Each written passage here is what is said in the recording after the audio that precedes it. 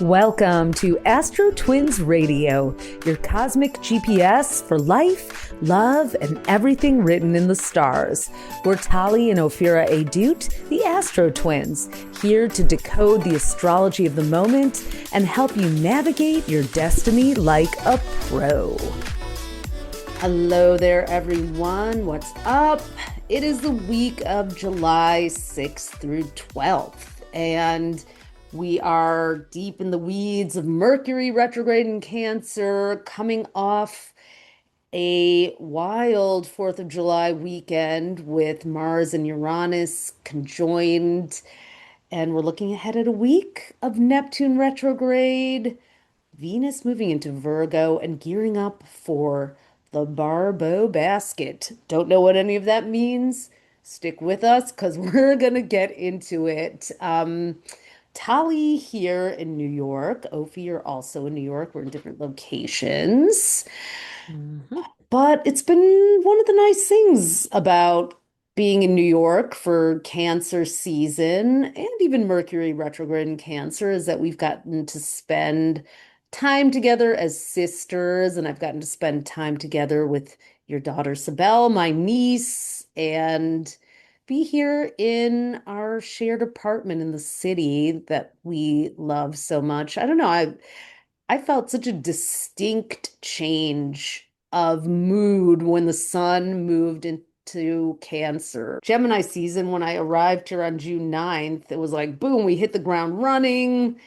Yeah, Nick's June really felt things, like 2 or 3 months in one until the sun went into Cancer, because it was our first time, most of us in our lives experiencing this Uranus also in Gemini during Gemini season. And anyone who did who's still alive was a teenager at their oldest. It was during the 1940s, maybe a little older than that, but a precious few. And yeah, it really accelerated the pace. It made it very exciting, but also by the time Cancer season arrived, I was like, whoa, my hair was fully blown back. I mean, I got poison ivy. I had to go on steroids. Now I'm on something else to counteract the effects of the steroids I was on. It was like, oh my gosh. And we're I in a even got a tiny whirlwind. bit of poison ivy too in our back. So we are very fortunate to have a little backyard of our own in our New York apartment. We've had this place for nearly 30 years. 24 years. It was two horse years ago, It's cycles 24 ago. years Yeah. ago. Mm-hmm. Yeah. 2002, the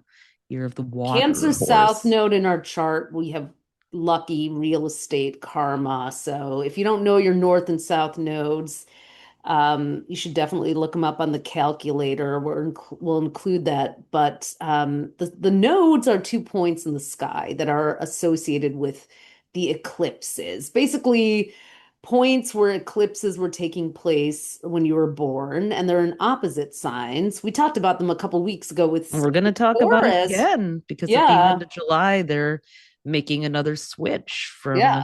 Virgo and Pisces to Leo and Aquarius. So Yeah, that is that's a also, collective yeah, karma. So the South Node, you read a lot of things about it being this like thing you need to get rid of, this karmic lesson that you bring in from a past lifetime, which is true. But I also find that the South Node is where you have so much ease and facility that it's easy to kind of stagnate and spin your wheels. It's like, well, why bother? Because I've got that handled. So, it's like um, the Nepo baby of your chart, it kind of basically. is the it's a nepo baby, and then the North Node is the medicine or the new evolving language that you're here to learn that you kind of maybe struggle with, but you're always like hell bent on figuring out, and then you start to gain mastery over, and I feel like it's always about balancing the two. So with our Cancer South node, like there's a deep domestic streak, homebody streak going on, at least for me.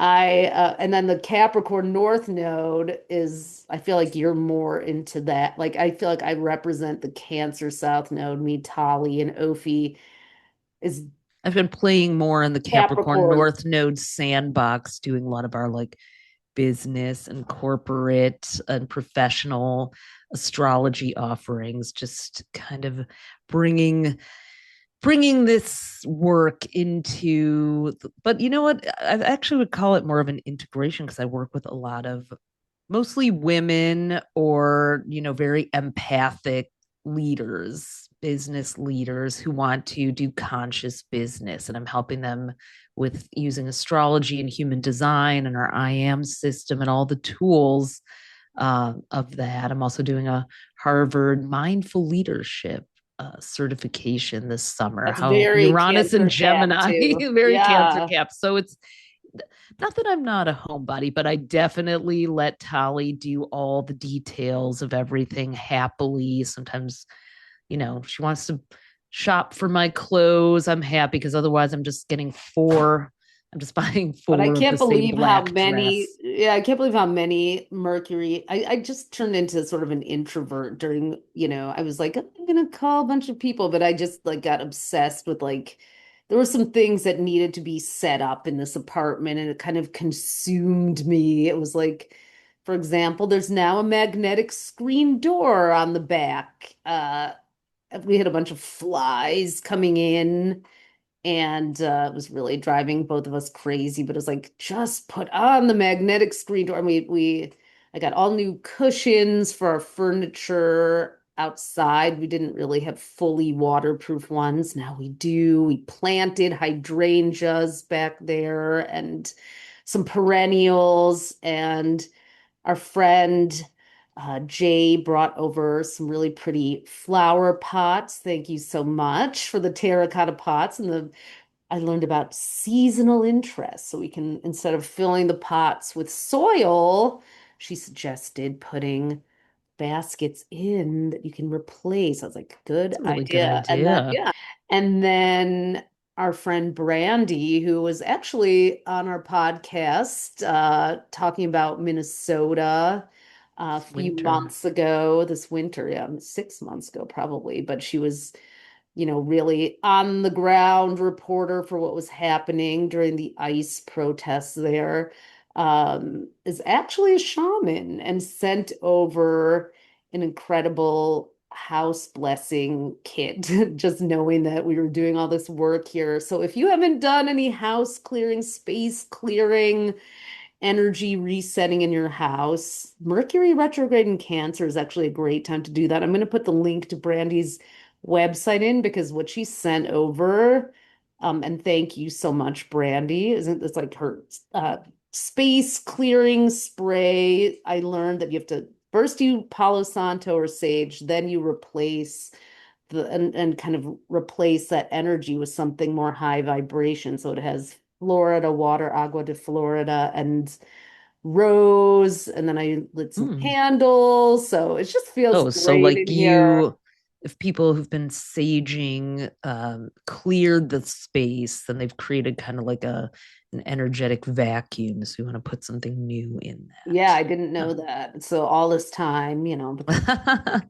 I'm an Okay. astrologer, I'm in the stars, but this was a very this was a correction that Mercury retrograde in Cancer. I learned that from her a while ago, but we didn't have the spray here. I have it home in Seattle, so it's just it felt like a good reset. It's a really good Mercury retrograde in Cancer thing to do, just resetting the energy of our homes between now and July 23rd.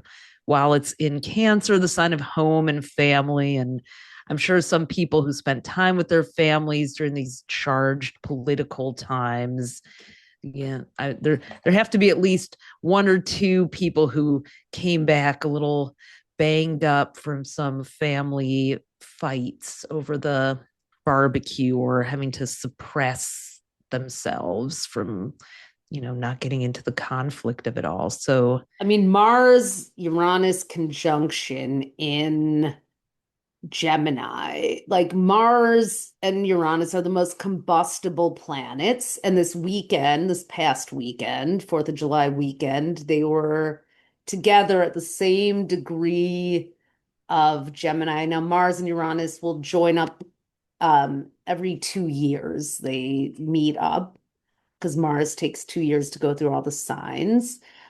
but their conjunctions have been in Taurus for the last 7, 8 years. So this is the first one they had in Gemini. And I would say a certain Gemini in the White House did not fare so well. There was a Yeah. storm that's what were some of Well, the Uranus rules. Mars is fire and fights, and we had white nationalists marching on the National Mall. We had Uranus is lightning and storms and surprises and disruptions. And I mean, we saw the Brooklyn Bridge catch on fire from a fireworks. A Chicago plane was landing and got hit by a firework. It was okay, but it was like there were so many. There was, And Mercury there was a major retrograde lightning combined. storm here in New Oh York yeah, on Friday, July 3rd, during Taylor Swift's wedding.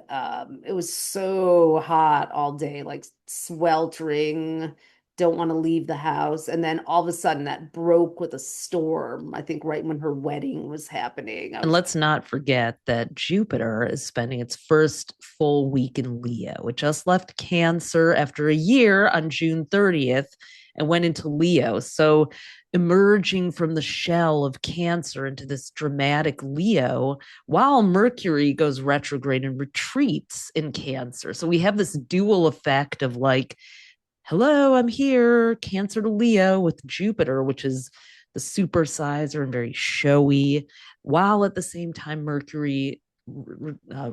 Mercury retrogrades into Cancer and retreats and calls us back in. And we're going to see that again at the end of the month. Jupiter is going to Jupiter is going to remain in Leo until next July, but the South Node, which calls us to retreat, is also going to go into Leo for a year and a half at the end of this month on July 26th. So it's a simultaneous, like, come out, now go back. Come out, now go back. We need to get used to this dance. So we had these big showy moments and then lightning strikes or other things, just it's going to be, and then with Uranus and Gemini, which is also so dualistic, both, and this we're gonna have to get used to being like two things can be true at the same time.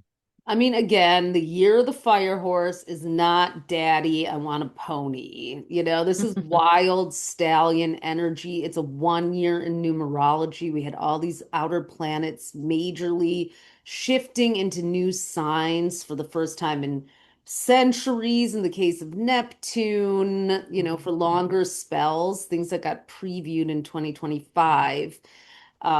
So, we're in this really just new territory as well. It's still transitional.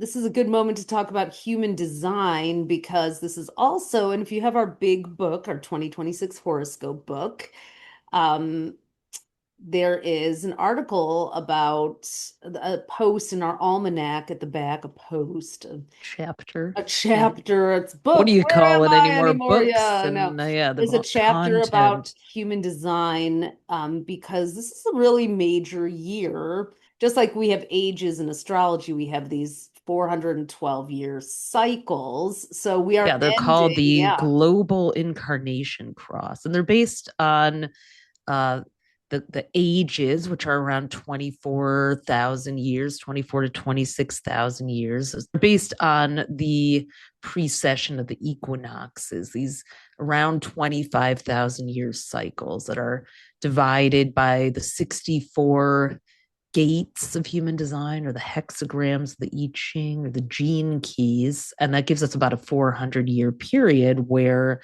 four specific points are creating what's called a global incarnation cross and setting the tone for the world. So we've been in what's called the cross of planning or the era of planning since 1615, and that's ending on February 15th, 2027.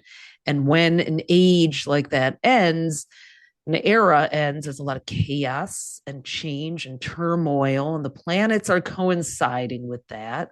We're moving into the era of the sleeping phoenix, which is going to be less about control, less about giving our authority away to leaders. This is why there's so much turmoil within leadership, according to human design, too, that there's um, this new self-directed energy rather than kind of the worship of this person has.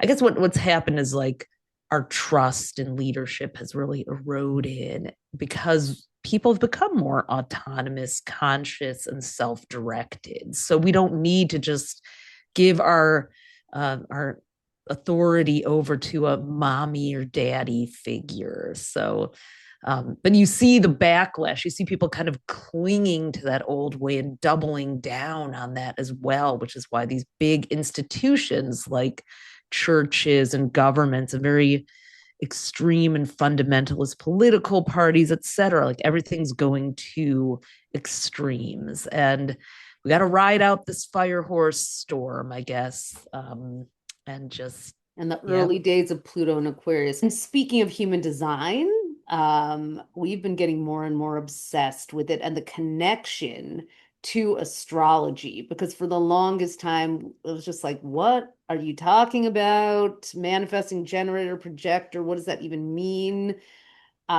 So we've spent the last year like reverse engineering it, diving into the I Ching gates. Human design is fundamentally anchored in astrology, and you have two charts, your birthday chart that you know, and your design chart 88 days earlier. And so we will be releasing our summer course. Oh, do you want to talk about the course that we're going to be releasing this summer?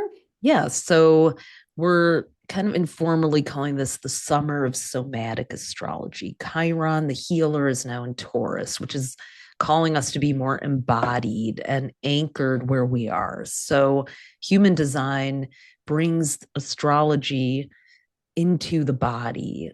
It allows you to experience your chart through energy centers and some very unique ways. So we've created a course, Human Design for Astrologers, and we're going to put it on sale this week. We'll have a link for you. And you can join us. We have it for a really special introductory price. It's going to be a combination of self-paced lessons and a few live teaching discussion Zooms as well. So it will be available to start watching and learning at the end of this month, but we're going to put it on sale this week.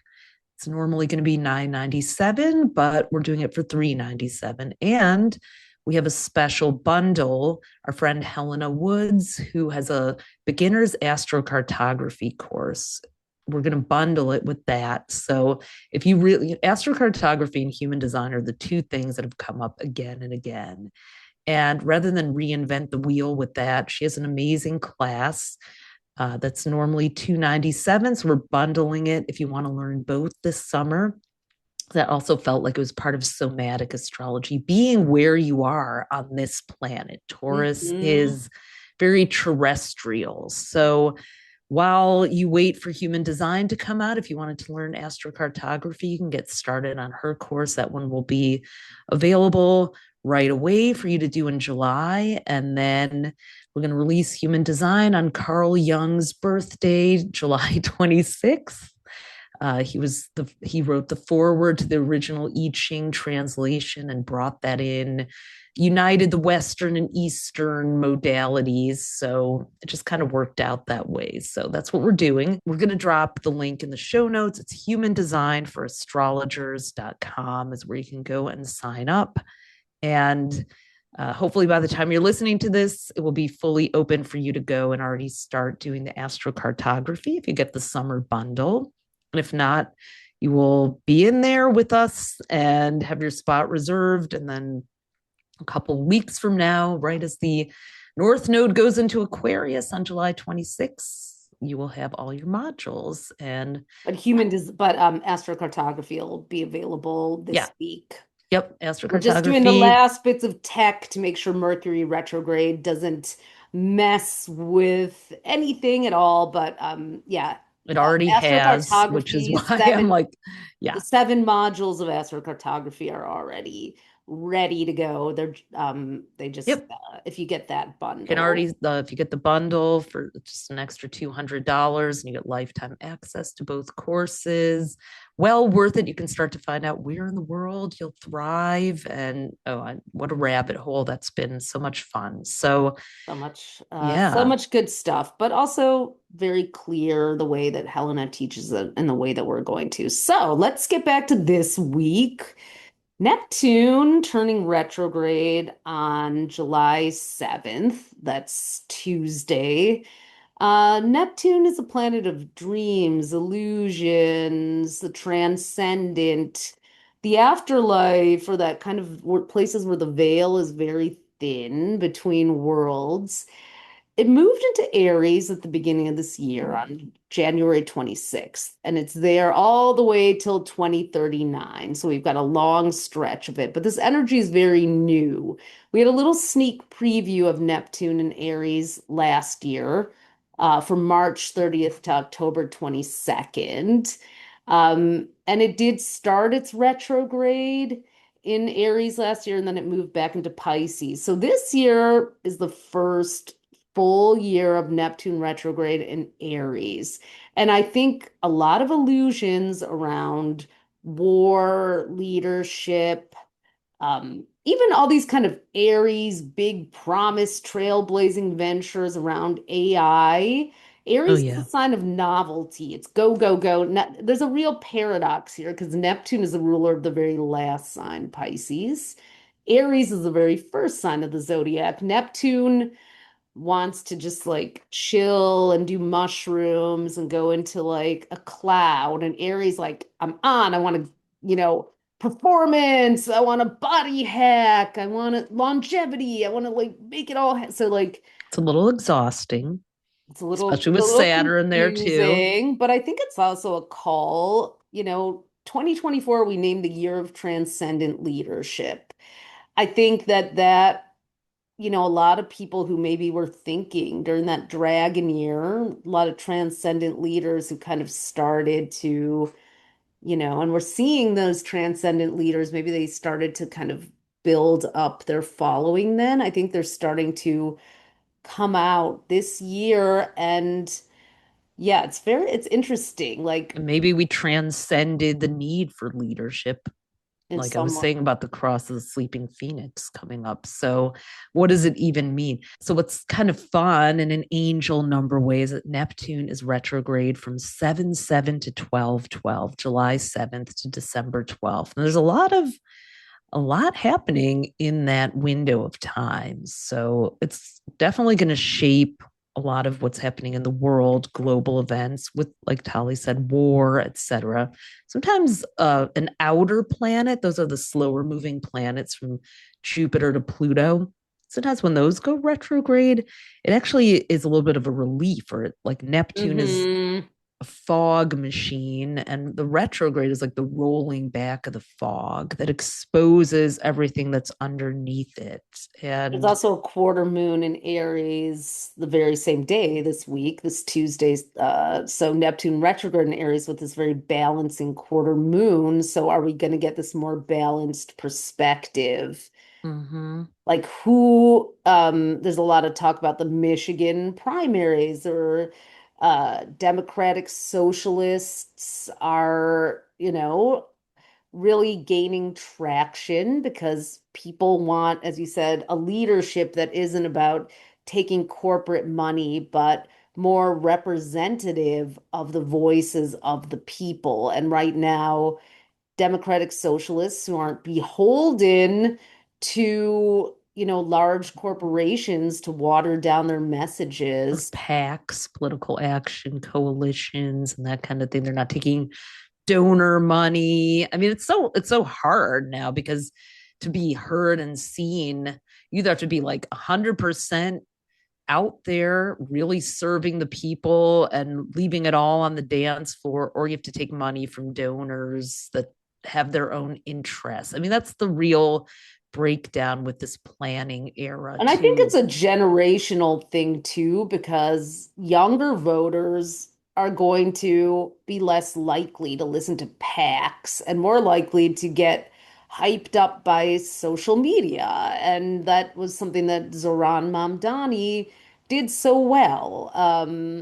And, it's like he did not take money. He went and but he filmed, he got on social media, told us what to do with our air conditioners, told us there was going to be a flood warning this morning. I mean, it's been really interesting being in New York. It's like, cool, the mayor is accessible. He's not trying to put himself up here and everyone else down there. I mean, that's just, He rides a city bike, he rides a subway.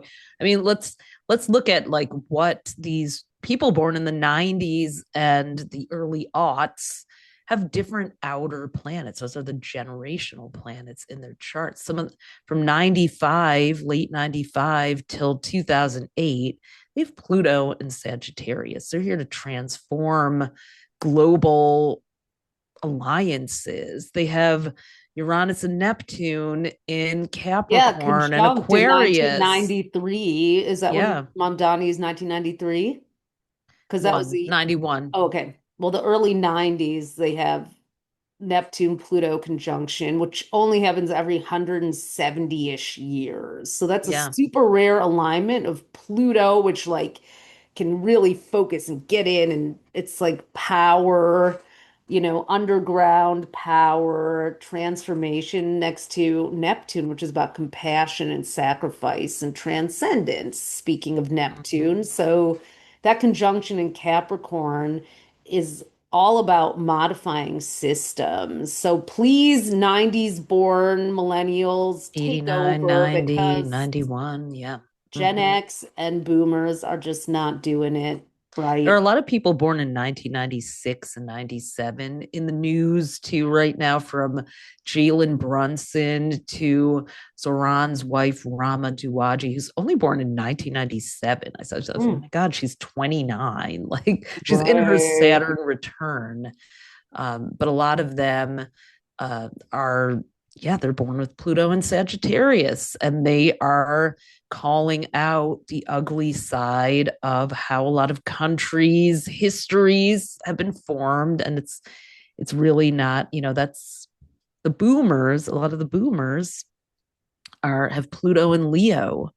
And Pluto's now in Aquarius, which is the opposite sign. So you see that real struggle with that. Some of our friends' parents and our parents, like they grew up in a totally different reality. And you can see that by the way, The you know, World War II, they have this nationalism that is starting to expire in a lot of ways, even though we have the World Cup going on. It's kind of funny. It's like this, but the players for all the teams aren't like, oh, look, we have Swiss, all white people. They're like from all over the world on all the teams, which is, I think, is awesome.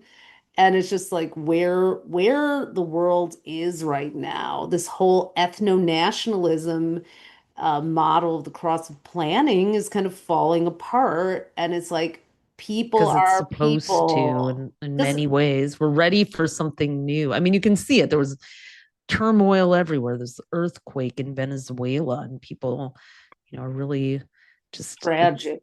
it's so Yeah. tragic. Russia's attacking the Ukraine over and over again. The Iran supreme leader's funeral just There had, were I mean, like it's 30,000 people and all kinds of their state regime media hyped it up. I mean, it's like mhm. what a Mars Uranus, it's like what a It's like the do in VP of the Gemini. right. It's like What a communities and duality from like leaders. the protests that were happening there. It's really, I mean, that is, people are in a state of confusion and shock. It's like, do we protest? What happens if we protest? Like just these harsh sentences that got sent down for the ICE protesters in Texas. We talked about that last week, like who got 30 to 50 years in prison from a US judge for protesting on the 4th of July last year in a outside a Texas detention center. And now people are mourning the Ayatollah, even though, I mean, it's just like we're Well, in a one of the state of thing that's confusion right happening, now. through the micro lens of human design is that you can also track the moving planets through those 64 gates, those little sub degrees of astrology. So Uranus, which is revolution since late spring into next spring, is aligned with gate 20, which is also in the throat, which is the gate of the now. So it's this throat activation of revolutionary Uranus, which now is like, we want it now. Nobody's thinking about the future, the past. It's just really in the moment, impassion. And we're seeing that everywhere. Like the Philippines, they want to impeach the VP. She said something about assassinating the president. It's just like, I mean, I don't think that there's a country on this planet that is peaceful at the moment. Maybe there is, and we need to go visit it, but it's Right. I Well, there can't are. find anything. I mean, and even like this month, Even if there is, they're fighting another country in the World Cup. exactly. Oh, exactly. So the Knesset, which is the Israeli parliament, is set to dissolve, the current one. So they have to dissolve the leadership. They have a hard date of October 27th for the next election. So they'll probably push it to that date. And about 90 days or whatever, a certain amount of time prior, they have to start to dissolve the current leadership, where investigations will happen and things, a lot of bills and everything are getting pushed through. But this is when Neptune is retrograde and a lot is going to come out. And I was just looking at that October 27th date. I mean, that is one hell of a date too, because we have Venus is going to go retrograde. Venus is retrograde October 3rd to November 13th this year, and split between Scorpio and Libra. So Netanyahu is a Libra. 2 days before the election, Venus, which is the ruling planet of Libra, goes retrograde in Libra. That probably won't go well for him. There's a Taurus full moon the day before this election date, which Israel is a Taurus ruled country. The sun is going to be squaring Pluto between Scorpio and Aquarius. So I'm a little worried about any civilians living in that region of all ethnicities. The people are always paying the prices for the governments. And then in Israel's chart, Israel has the moon and Saturn in Leo, and Mars, which is the planet of war, is going to be exactly conjunct Saturn, which is leadership, authorities, and boundaries in Leo. So, I mean, that's definitely going to be a time when accountability for everything that's happened in Gaza and with the settler violence and everything, October 7th, etc., is all going to come to the fore. And the day that the Knesset has to dissolve is going to be right at the Barbault Basket. Tali was July talking 17th. about that. July Let's talk 17th. about the Barbault Basket. Yeah, you and might we have seen it will, on your social media. Mm-hmm. by the way, just the US midterm elections are also going to be under those same Oh, yeah. transits as well. But Oh, boy. we're not going to talk about those today. Different chart, but yes. Yeah, we do need to analyze that in an upcoming episode. So the Barbault Basket is this formation involving four planets. So the number four, if that starts showing up for you, four planets all at 4 degrees, making all these different formations to each other. So, and they're assembling in the shape of a basket. So we have two trines and then multiple sextiles. These are all free-flowing energies that are considered to be soft angles, meaning, there's nothing blocking the current. It's just like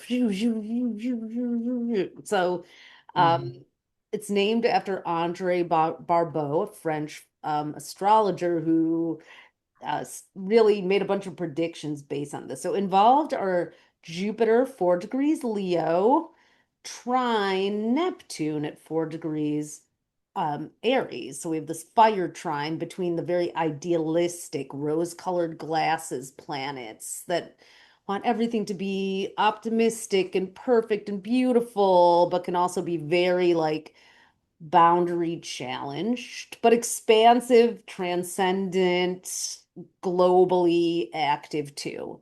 We have another trine between an air trine between Uranus and Gemini. Lots of ideas, innovation, and Pluto and Aquarius, space age, travel, technology, wealth transfers, all of that. And then they're kind of weaving together again. So Jupiter is sextile, 2 signs apart, this friendly angle to Uranus. So there's some free-spirited liberation, revolution energy going. And then Pluto is sextile Neptune.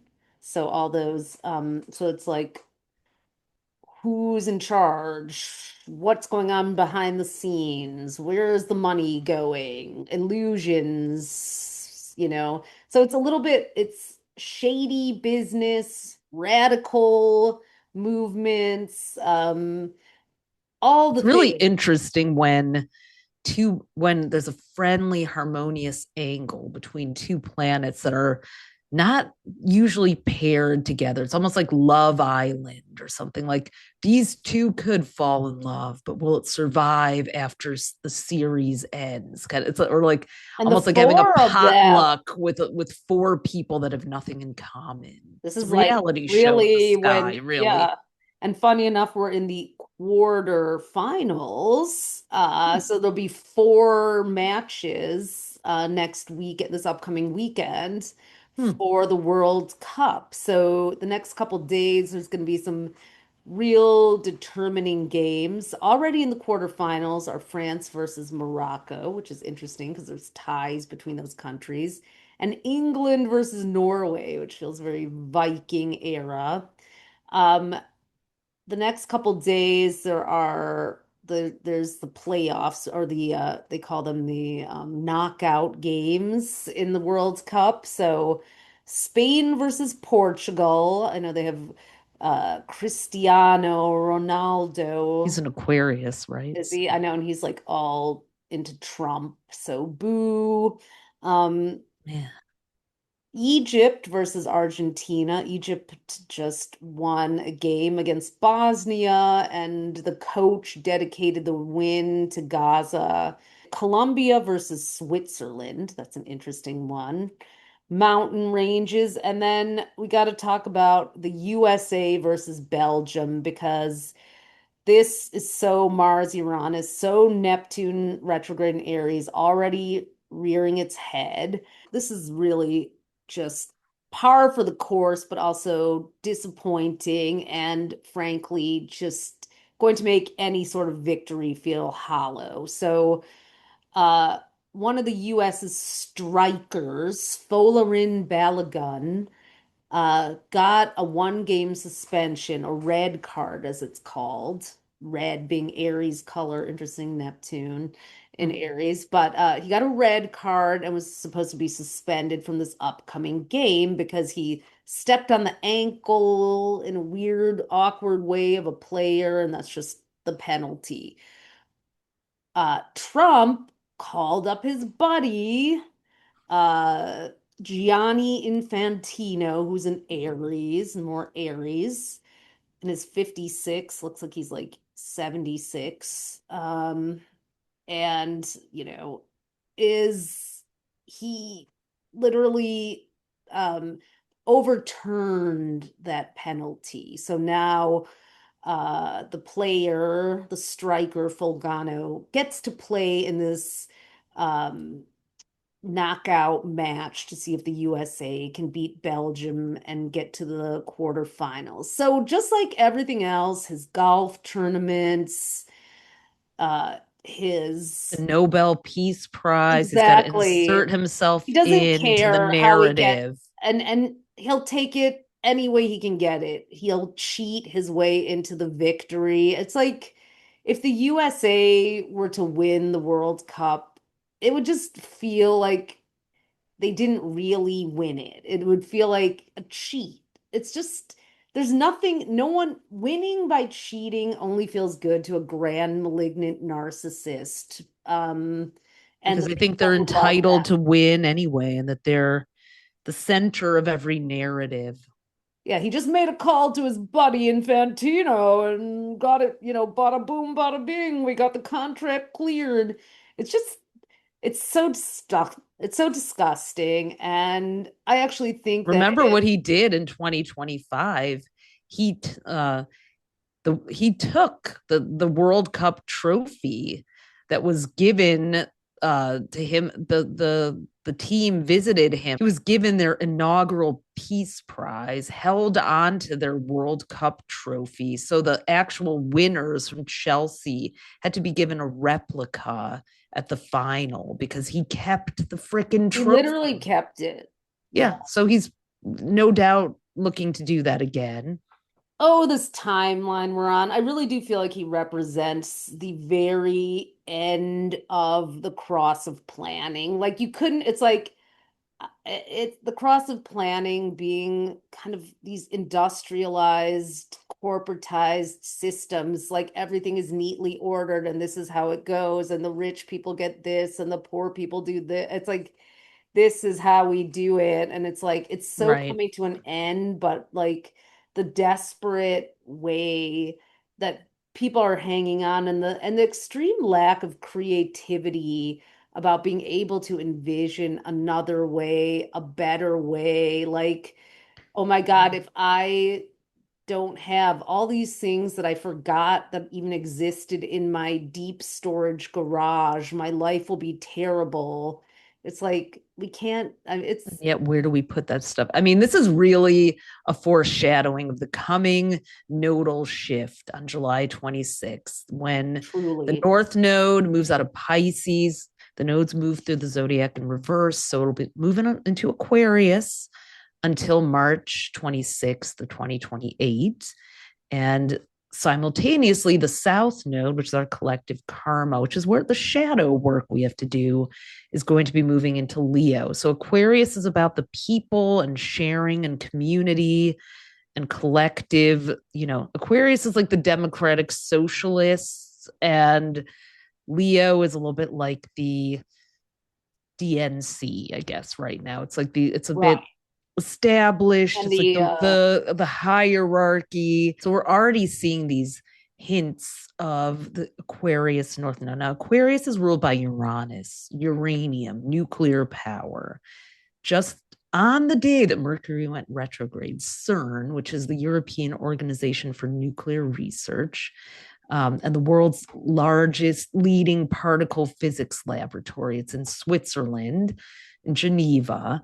So it has an atom smasher to smash subatomic particles together, called the Large Hadron Collider. So they shut it down until 2030. Now, this is another interesting human design parallel because it talks about quantum physics and these tiny subatomic particles called neutrinos. Kabbalah talks about it too. The Rav Berg, who led the Kabbalah Center, talked about subatomic particles in some of his later works too.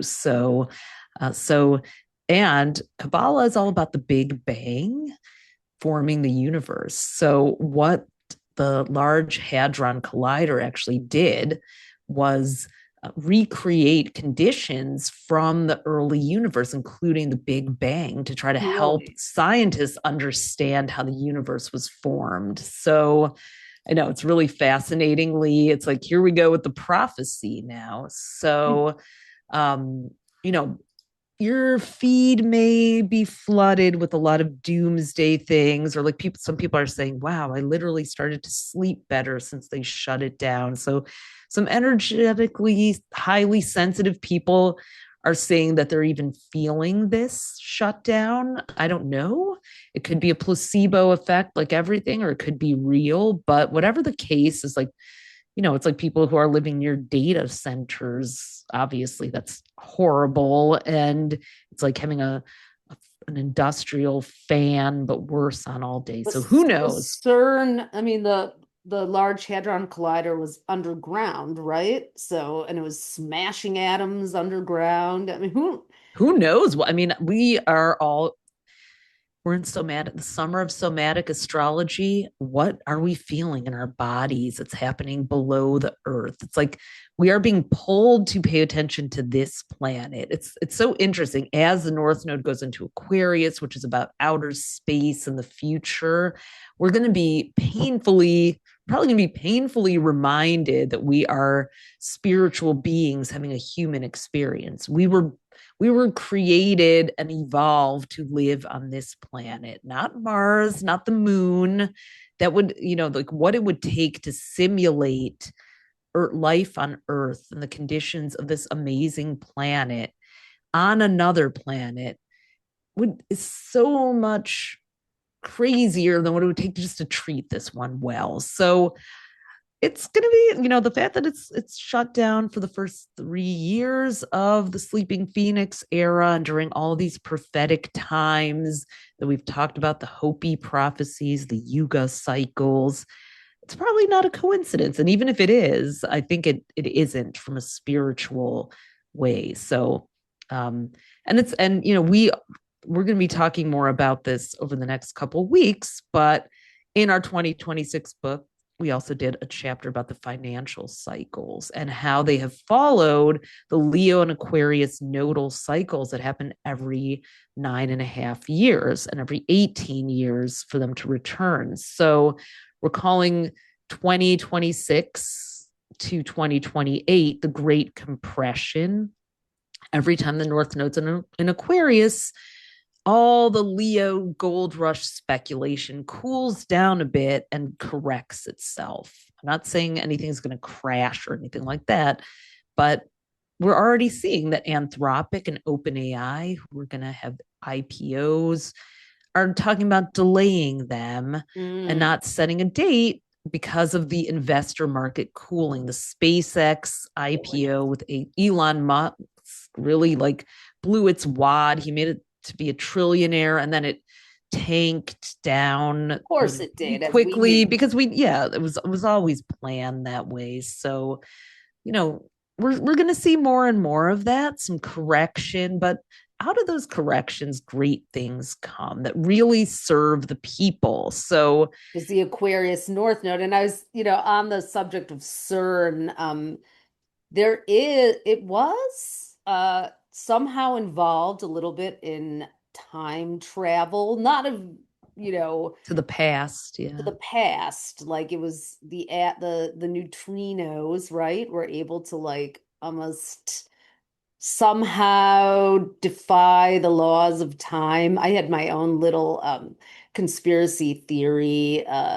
There's all these conspiracy theories about Trump being a time traveler. Right. The little Baron Trump book that you did that video on our Instagram. Yeah, we have a video on our Instagram. I'll put the link to it. There's these fascinating, parallels. So I was like, oh, was Trump time traveling through, and the European Union is like, he's, screwed us over so hard, we're going to shut down his time travel portal. That could be great if they did. Yeah. And I mean, he does have a 29-degree and 59-minute Leo rising. Degrees are how we measure a planet's travel through a sign. So the nodes, because they go backwards, they start at the very last degree of a sign. So at the end of July, the South Node is going to be right over Trump's ascendant, which is going to shake things up. So his first presidency was during the Leo North Node. His second one is going to be during the Leo South Node. So he got to be king the first time, but now this could be the dethroning cycle that so many of us have been waiting for. And the ascendant is the dividing line between the first house, which is the baby, the novelty, the newness, and the 12th house, which is the afterlife. So the node is going to cross from his first house where it's been for a while. So of course he's been able to have all this, the South Node, all his karmic pulls, but having it move into his 12th house is Ooh, That's the that karmic receipt. dementia, that old age, that passage that we all see coming is really going to get agitated by that. So I don't I can't know. imagine that that's going to August, go as will well he still be as, in office yeah. in August? I would say there's more than a 50% chance that the answer is no, but I'm just going to leave it at that because, Yeah. I don't. This could be the time when things really start to shift with him. And Especially with JD Vance being a Leo, having to be the temporary. It's oh interesting. God, Little Marco Rubio is a Gemini. JD Vance is a Leo, and their signs are both involved in the Barbault Basket. hmm. There's a sextile. There. It's kind of like everyone's saying, "Oh, well, Marco Rubio is the contender for president." I mean, it's like I would rather have him any day than JD Vance. And, that's a real stretch. But at least he has actual, he's not controlled by Peter Thiel, a billionaire, though God knows who he is controlled by. I Yeah, don't trust any of them anymore. So I I mean, never did, never he did. sold out so many times that it's like this is exactly what is dissolving here. This era of do whatever you need to do to keep your power. Like, so speaking of billionaires, there's another one who was all over the headlines and Who you also know, happens to have an Aquarius North node, and Leo South node is going into her nodal return. That would that would be be, Taylor yeah, Swift. Taylor Swift, who is a Sagittarius, but with an Aquarius North Node, Leo South Node. So I was just thinking about Madison Square Garden. I mean, I was looking into some sacred geometry because it's built like a bicycle wheel. It almost looks like an astrology chart from above Interesting. in a lot of ways. But I thought, Aquarius is community, unity, and the people, and Leo is that sort of royal, hierarchical sort of A-lister thing. I was just thinking about how in the last 30 days, something so Aquarius and so Leo happened in Madison Square Garden. The Knicks, they were in San Antonio when they played the winning game, but they brought Madison Square Garden, they made it into an Aquarius North node, foreshadowing of like, I mean, people wanted nothing to do with the Leo royal VIP stuff. They wanted to be out in the streets together, celebrating the Knicks, celebrating New York, reclaiming the lost energy and momentum and spirit of the city.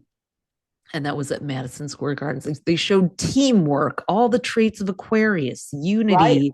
Even though Jalen Brunson was Underdog, the star, yeah, even though he was quote unquote the star, he was so humble and all about his team, and none of them were acting egotistical. And They were all, a lot of them are under 7 feet too. yeah, Jalen Brunson is short for a basketball player, but so that's in that spirit of the Aquarian underdog. mm-hmm.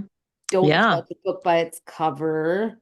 And then not a month later, we have Madison Square Garden on the 4th of July in a heat wave, vendors not making money during one of the most profitable times of the year, the city shutting down power access while all this power is going to this one place, all these celebrities being whisked off with NDAs and no clues. Like, I'm just like, I was just thinking like how bizarre it was, like turning Madison Square Garden into an actual garden and a castle kind of thing. This is all we know at the moment. But I mean, okay, it's your Why right not to just do a go to an actual castle? yeah, there were so many and to get married during Mercury retrograde, Mars and Uranus conjunct. I mean, look, I understand that, my I I my stepdaughter was obsessed with Taylor Swift when she was a kid. I think a lot of people grew up with her and followed her and identified with her. And so they're really invested in her love story, having this happily ever after, to the point where they put the blinders on, as we often do, and don't want, and this is also cross the planning again, don't want to see the other stuff too. So but I was looking at what happened there, like all the celebrities gathering. Jupiter in Leo. Jupiter is this coming out, And Carly Kloss, who's a friend of ours, and I've done readings and parties for her, and she's a Leo. The last time the South Node was in Aquarius and the North Node was in Leo, late 2017 to 2019. Their BFF epic friendship that started in 2012 cooled down. And I never talked to Carly about it. She was always I didn't bring it up, but she's very appropriate about what she talked about. So, she was very focused on her coding and other projects at the time. And so she and Taylor Swift stopped hanging out the last time the North Node was in Leo. Now the South Node is going into Leo. She's a Leo. Jupiter's in Leo. And she ends up kind of becoming the biggest subplot of this wedding weekend as she's photographed in a gold dress going to the wedding with her husband, who is Jared Kushner's brother. So it's got to be complicated for her. I haven't done any readings for Carly in a few years, but she, she's always been a good person in my experience of her, and really committed to democracy and girls and coding. So that's all I can say about that. But an open Democrat, and even just said it on a podcast recently. But wasn't there a whole thing like Gaylor Swift? There's this whole like rumor that she and Carly Kloss were involved in a relationship or something. Right. There's so much about that. And it's just there's like the gold, like some song, Easter eggs and all kinds of things. And if they were, good on them, a Sag and a Leo. Right. But more like no idea, but friends doing their thing.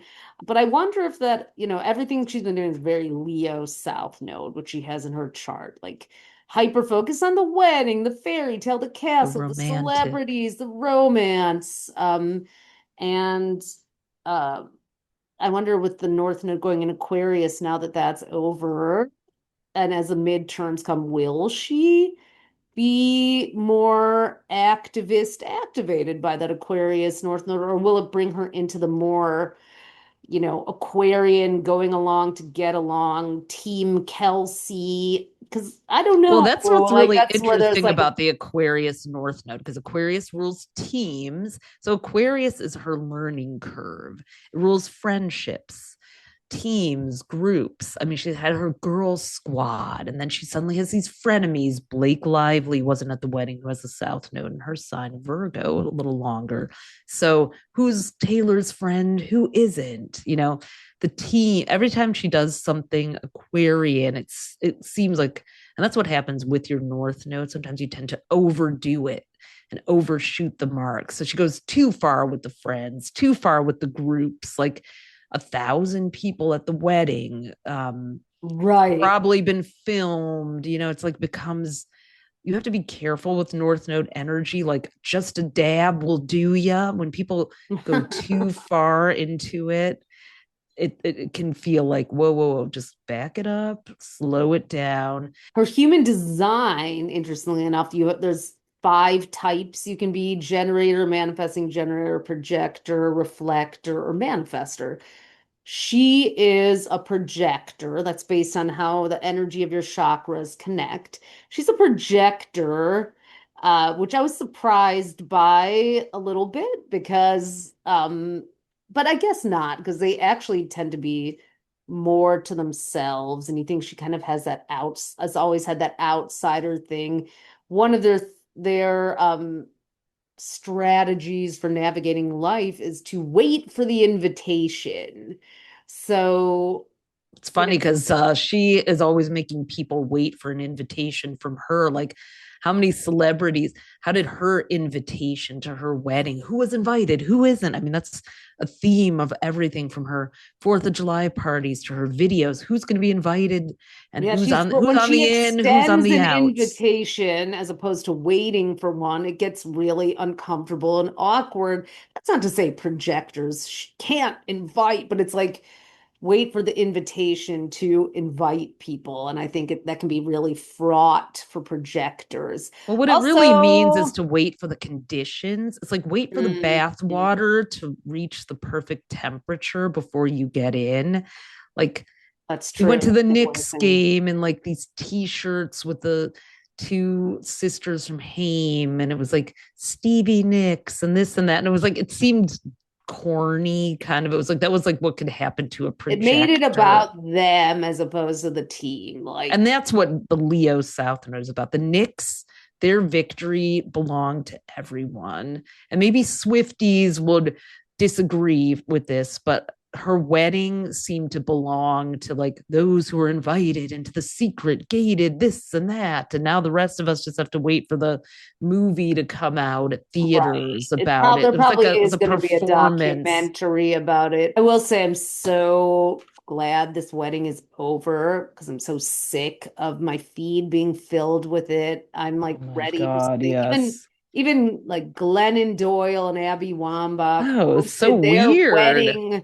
posted their wedding pictures with this little message to Taylor, how I wish you the most wonderful, da, da, da, da. And it was like, Well, they were from your there. retired, oh, they were there. They were invited. Oh yeah. From Like your some people, retired English teacher and your retired PE teacher, which is kind of funny. Oh, that's interesting. I wonder if Abby knows Travis from sports or if Glennon and I mean, it was just kind of like, I mean, you have a wedding and you're like, I guess I got to invite my it just dad's makes co-workers, da da da da. But it was sort of like, oh, that's interesting that they were there. It had exclusion vibes. It's like, oh, you were in, but you got the golden Willy Wonka ticket to the wedding, right. It and was it you was didn't. giving Leo with Well, adding to that is the other transit that we didn't mention this week, which is Venus, which is a planet of love, but also peace and justice. And it's moving into Virgo, the sign of service. It's been in Leo since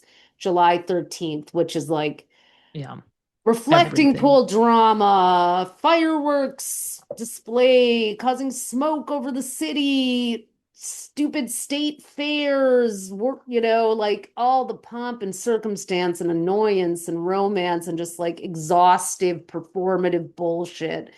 Sorry, I'm sorry to be so unromantic, but We have no Leo in I our had chart. fun with Venus and Leo too, like making things pretty here and doing, getting just to It spend was a time with colorful family. time, but there It was a was a lot of colorful drama. time, but it was, yeah, very creatively inspiring. But now Venus and Virgo, bring it on down, coming into the body.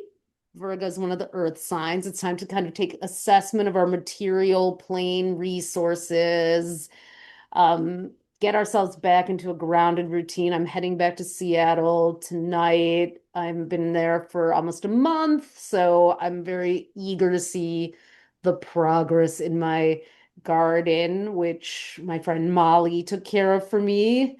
Well, she watered it, but I don't know what's flowering and what isn't. I haven't gotten a picture for a while because she's been busy doing World Cup stuff. So that's also happening there. But it's kind of this just like, okay, let's get back to brass tacks. Let's start eating all the vegetables that we're growing. Let's start, but not the ones that give you explosive diarrhea because That was a thing going around it with is that, going right? around. There's a parasite on vegetables. So be Oh, careful with the good Lord. vegetables. I know how Mercury retrograde to have some gastrointestinal disorder. Yeah. Mercury Cancer retrograde in rules the Cancer. stomach. Yeah. So Virgo that makes South sense. nodes last in Last Q. degree, the digestive system. Yeah. Oh It's yeah, cook watch your what you eat. vegetables, cook Yeah. your Wash veggies, them and they clean them and say. cook them. Yeah. Yeah. Oh, boy. And yeah, just also kind of realigning with some of the administrative aspects of our relationships with other people. Like, what do we need to talk about? What new agreements do we need to make? What do we need to just agree to in order to keep the peace between us? So this is a Coming good, back down to earth. Well, what's yeah. um Thursday it starts and it goes until August 6th. So the rest of the month we have Venus and Virgo, which I think will bring some taming powers, if you will, to the Mercury famous retrograde. Yes. phrase. And we also, speaking of human design and the taming powers, we have the sun moving for 5.5 days from July 6th through 12th through the gate of beginnings, which is in the Mm. root. So it's been in the throat, and then the G was like in the root 1 week, but I'm ready to do some rooting down. And, I think the gate of beginnings, like fresh start. I kept saying, is it July 5th yet? Because for the last few days, because I was just like, oh my God, can we just get this Taylor Swift wedding that's Good shutting down New God. York City and this July 4th, 250th America? It's not that I don't want to celebrate things. It's just like, what are we celebrating here? Like, America's 250 years old, and look at where we are and we're building concentration camps. It's like, Oh, yeah, I I feel can't no, celebrate this. yeah. Uh, I celebrate the good stuff that I'm grateful for. I'm not anti America. It's again, I hope that this Barbault Basket, this Aquarius North Node, can we just hopefully move into an era where you're not anti something because you speak out against something that a country or a government or an institution or a company or a family or any kind of system. And that is the planning era was also one of the gates in it is the gate of family. It's like any organized system that is founded and formed around something that is not healthy and good and democratic and fair to the freedom and power of everyone involved. Aquarius is about Mm-hmm. everyone having equal power or being empowered. We need leaders, It's the but not most democracy dictators. oriented sign. And No kings, I Leo hope South Node. that the coach of the US team does not put that player in the game. Because if they win and he has anything to do with it, it's just going to make the rest of the World Cup feel like It's such going a to ruin it. sham. It's And like, Saturn is going retrograde in Aries at the end of this month, too. So that's when really, like, anyone who's in a position of authority is going to have to get their receipts coming due as well. So it's a moment of choice. This week is a real choice point, the gate of beginnings. How about we reframe what we're doing? How about we step back and look at, is that really the direction I want to go in? Mercury mhm. retrograde reflection. So I hope he does the right thing. And, you take a bribe or you take a favor, you take a shortcut.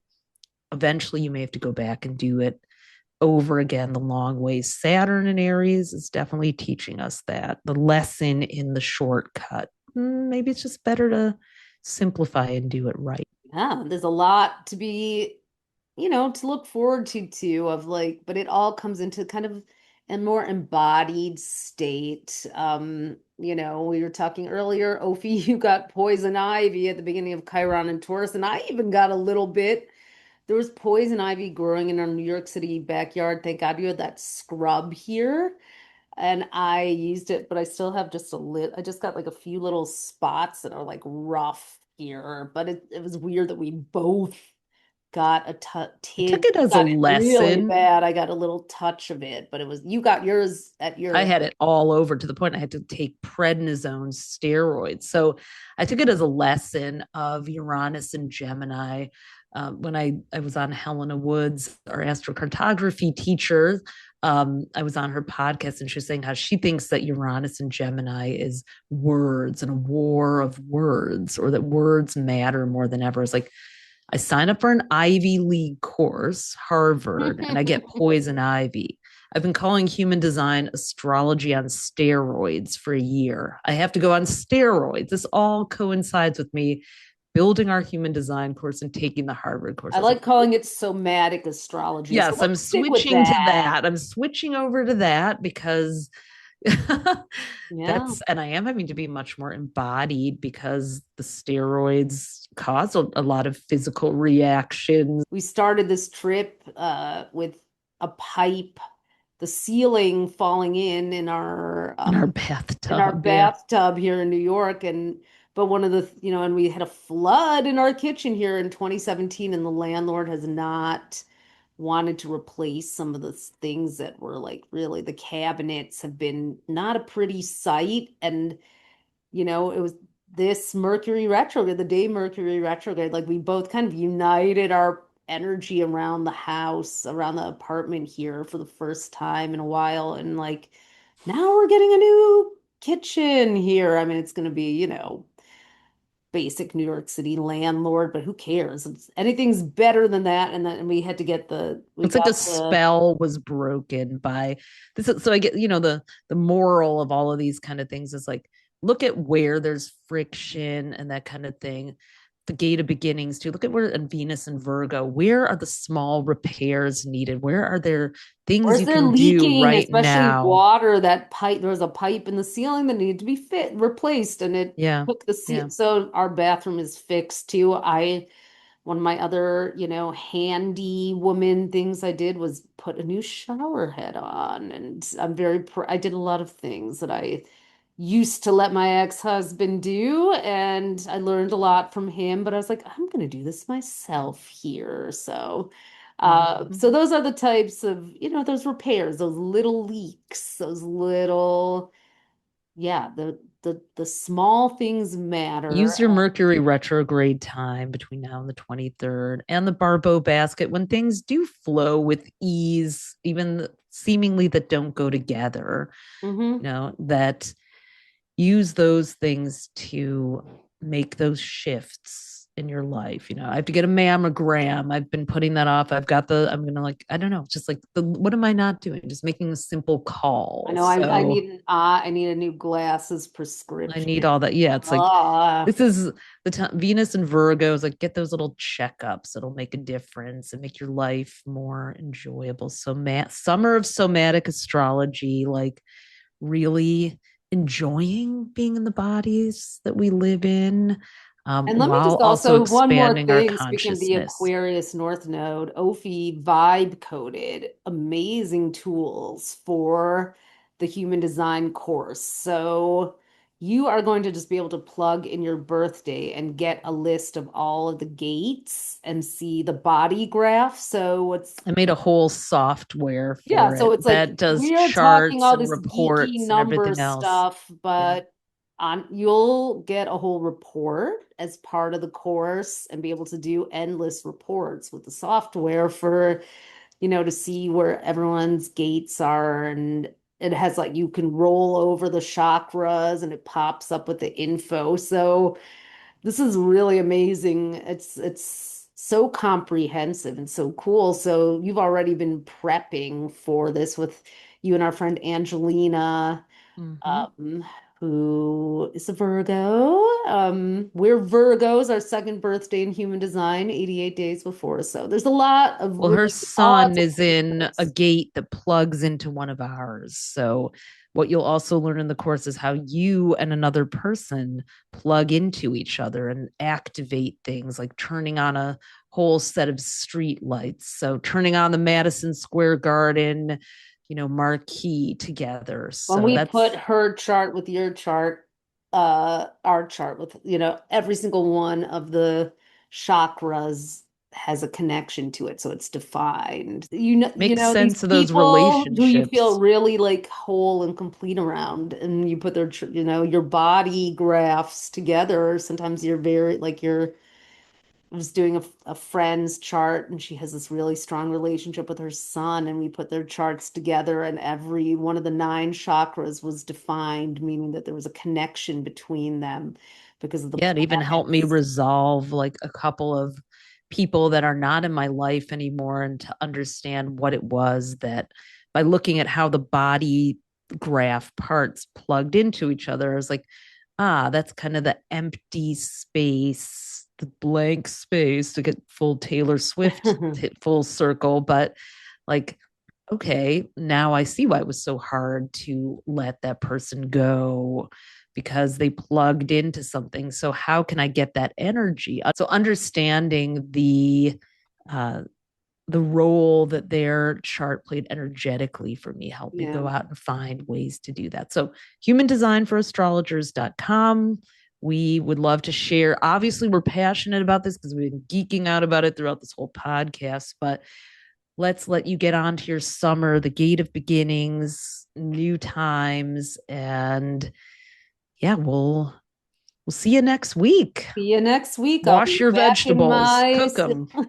Cook your veggies, everyone. All right. See you next week. Bye. Thanks for tuning in to AstroTwins Radio. If today's episode gave you an aha moment, we'd be over the moon if you left us a 5-star review. It helps fellow astrology lovers find us. And make sure to hit subscribe and follow us on iTunes and Spotify so you never miss an episode. Want the full visual experience? You can also watch the video version on our YouTube at AstroTwins-TV. Be sure to follow us on Instagram at AstroTwins and head over to astrostyle.com to read your free daily, weekly, and monthly horoscope that we write for you with love. Until next time, move with intention and let the universe meet you there.